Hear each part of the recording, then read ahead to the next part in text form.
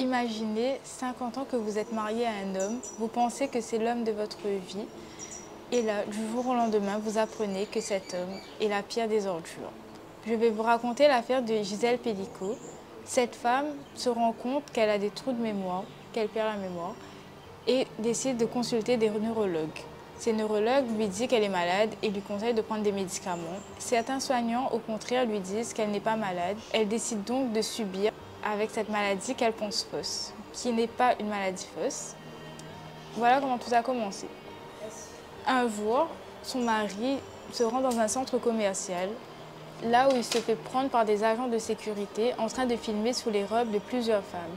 Il se fait interpeller et n'a donc aucun argument pour se justifier. Il rentre chez lui, explique tout à Madame Pelicot, qui elle est sous le choc.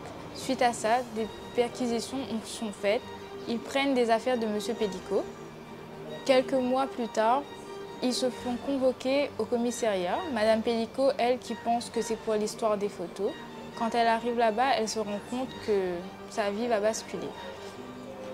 Arrivée au commissariat, elle se fait poser des questions sur son mari. Elle qui trouve que son mari est une personne extraordinaire. Elle dit que son mari est une personne attentionnée, qui n'a jamais eu de gestes déplacés envers elle.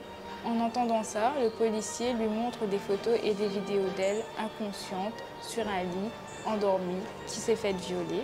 En voyant ça, Madame Pelicot tombe des nues. Elle est sous le choc et ne comprend pas ce qui arrive. Suite à ça, Monsieur Pelicot est en garde à vue. Le policier présente à Madame Pelicot l'ordinateur de Monsieur Pelicot, là où elle voit des vidéos d'elle inconsciente qui s'est faite violer par plus de 51 hommes. Elle tombe des nues. C'est à ce moment-là que la descente aux enfers commence pour elle. 50 ans de mariage, des enfants, et là. Elle a donc été victime de ce genre de choses pendant 10 ans.